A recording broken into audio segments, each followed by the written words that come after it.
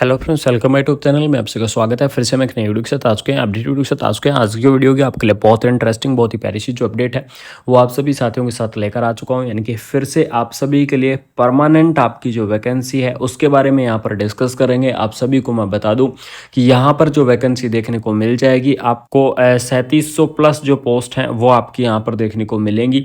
अलग अलग department wise आपकी जो पोस्ट है वो आपकी रहने वाली है, सभी के बारे में डिस्कस करूंगा। सबसे इंपॉर्टेंट आपको मैं बता दूं कि आपकी यहाँ पर जो स्टाफ नर्स की पोस्ट है वो भी आपको देखने को मिलेगी, लैब टेक्नीशियंस की पोस्ट भी देखने को मिलेगी, फार्मासिस्ट की पोस्ट भी देखने को मिलेगी, मल्टीटास्किंग स्टाफ की भी पोस्ट रहने वाली है। इसके अलावा आपको और भी काफ़ी अलग अलग डिपार्टमेंट वाइज पोस्ट देखने को मिलेंगी। तो सभी पोस्टों के बारे में क्या करेंगे, डिटेल में चर्चा करूंगा।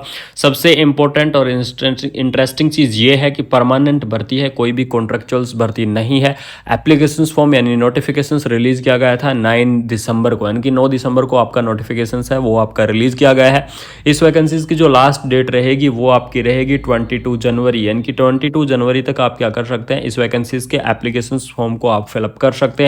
तो जो भी कैंडिडेट इस वीडियो को देख रहा है वो लास्ट तक जरूर देखे। आपको इस वैकेंसीज के बारे में कंप्लीटली इन्फॉर्मेशन शेयर करने वाला हूं, कंप्लीटली इन्फॉर्मेशन आप सभी साथियों के साथ यहां पर बताने वाला हूं। तो इसकी जो ऑफिशियल वेबसाइट है वो ऑफिशियल वेबसाइट भी आपको प्रोवाइड करवाई गई है। आपको मैं बताऊंगा कि कौन सी ऑफिशियल वेबसाइट कौन सी वैकेंसी के लिए रहेगी। सबसे इंपॉर्टेंट चीज, बिजली विभाग की तरफ से वैकेंसी प्रोवाइड करवाई गई है जिसके अंदर आपको नर्स की भर्ती भी देखने को मिल जाएगी।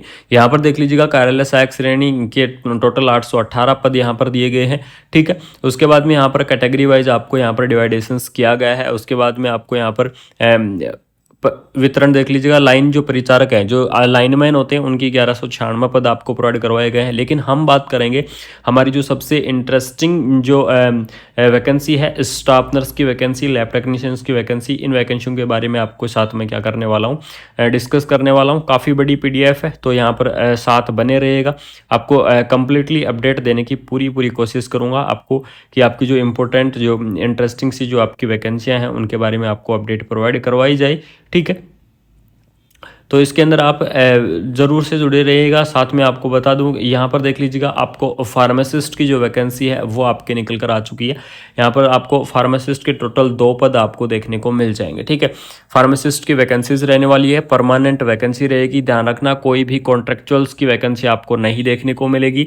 इसकी सैलरी आपकी बहुत ही अच्छी खासी रहने वाली है, इस चीज़ को आप बिल्कुल से ध्यान रखना। जबलपुर की तरफ से जो फार्मासिस्ट की वैकेंसी है वो आपको प्रोवाइड करवाई गई है। पावर जनरेटिंग जो जबलपुर है, तो आपको जबलपुर की लिंक प्रोवाइड करवाई गई है, वहां से जाके आपको एप्लीकेशन फॉर्म को भरना है। सबसे इंपॉर्टेंट चीज ध्यान रखना, 4 जगह से 5 पैलेस से आपकी वैकेंसी है, जिसमें जबलपुर हो गया और भी आपके काफ़ी सारे हो गए। इन सब से वैकेंसियाँ दी गई हैं। तो आपको वहाँ पर अलग अलग पैलेस की अलग अलग लिंक दी गई है। तो आप जिस भी पोस्ट के लिए अप्लाई करेंगे, जिस भी जगह से, वो वहाँ पर लिंक आपको मैं बिल्कुल से बता दूंगा। तो यहाँ पर देख लीजिएगा, फार्मासिस्ट की पोस्ट है। बी फार्मा और डी फार्मा वाले जो कैंडिडेट है, यानी जिन्होंने क्या कर रखा है फार्मेसी के अंदर, ठीक है, फार्मेसी के अंदर अगर आपके पास डिग्री और डिप्लोमा है तो आप अप्लाई कर सकते हैं। आगे ये सारी एसेंशियल क्वालिफिकेशंस आएंगी, उनके बारे में बात करेंगे। ANM की भी पोस्ट दी गई है, ध्यान रखना इस चीज़ को कि ANM की भी परमानेंट पोस्ट आपको यहाँ पर प्रोवाइड करवाई गई है। 5 पोस्ट आपकी ANM की रहेंगी। ड्रेसर की भी पोस्ट दी गई है। अब जो सबसे इंपॉर्टेंट, नर्स की पोस्ट प्रोवाइड करवाई गई है। नर्स की पोस्ट के अंदर आपकी सैलरी बहुत ही अच्छी खासी रहेगी।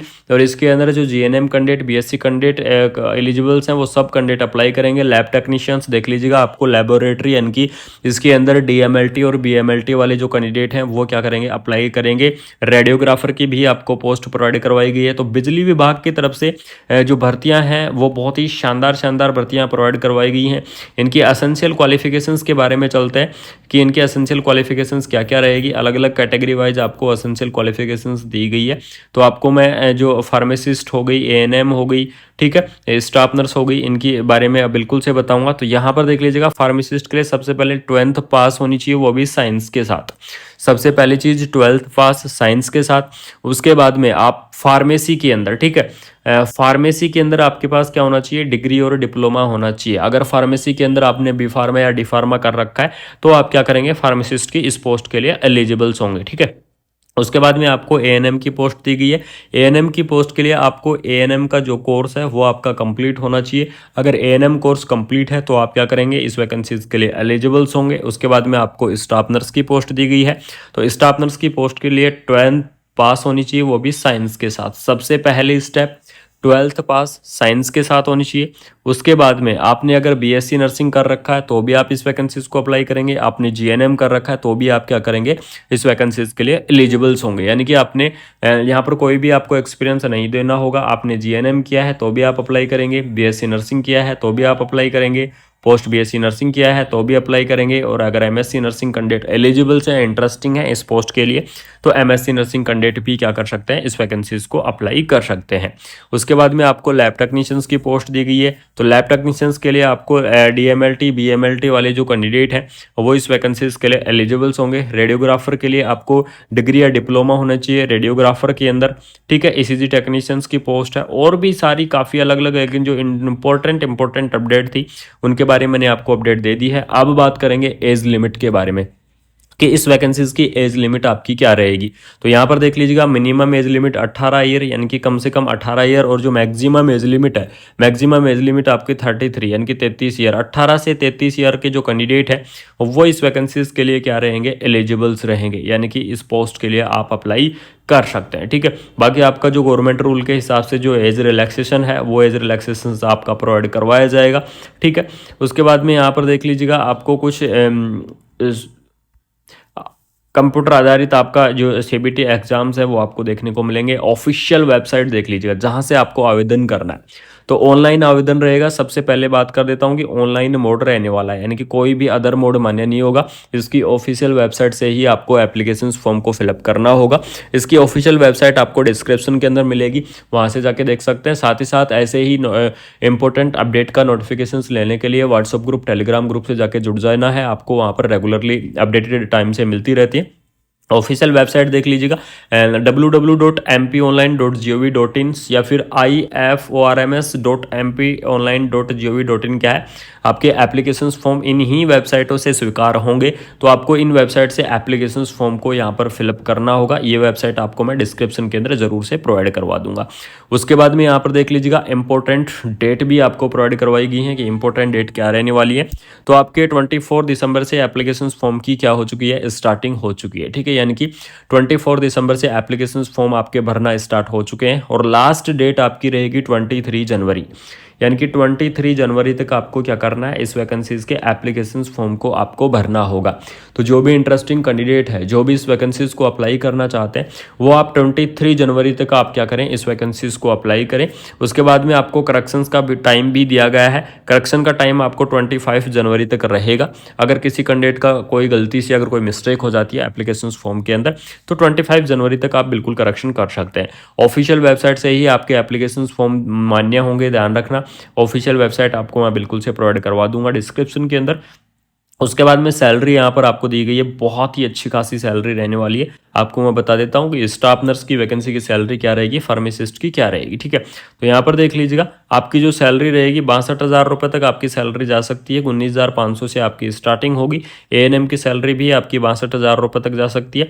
स्टाफ नर्स की सैलरी आपकी 70,000 रुपये तक सैलरी रह सकती है। यानी कि आपकी सैलरी यहाँ पर बहुत ही अच्छी खासी रहेंगी। सैलरी के अंदर यहाँ पर कोई भी डाउट नहीं है, क्योंकि परमानेंट वैकेंसी है तो आपको सैलरी भी प्रोवाइड करवाई जाएगी। उसके बाद में आपको जो आगे का यहाँ पर पेंशन वगैरह होता है वो भी आपको प्रोवाइड करवाया जाएगा। वो सारी चीज़ें आपको यहाँ पर देखने को मिल जाएंगी। तो ये वैकेंसी थी, काफ़ी बड़ी पीडीएफ थी, जिसके बारे में आप सभी साथियों को अपडेट देना बहुत ही ज़रूरी था। और इस वैकेंसी के बारे में कंप्लीटली अपडेट, कंप्लीटली इन्फॉर्मेशन आपको इस वीडियो के अंदर मिल जाएंगी। यहाँ पर देख लीजिएगा, वेबसाइट आपको प्रोवाइड करवाई गई है।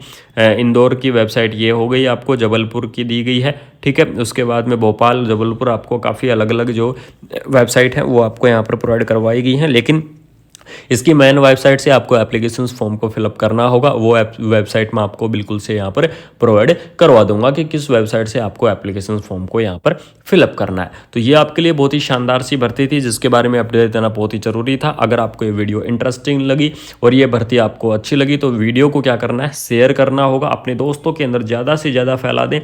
साथ में आपको चैनल को सब्सक्राइब करके बेल आइकन को प्रेस कर लें, जिससे आप सभी साथियों के लिए ऐसे ही ऑल ओवर इंडिया की नर्सिंग की जितनी भी अपडेट है सभी सभी अपडेट आपको जेन्युइन इन्फॉर्मेशन के साथ टाइम से पहुंचती रहेंगी। बाकी आपको मिलता है कोई नई अपडेट के साथ, कोई नई वीडियो के साथ। Thank you so much. जय हिंद।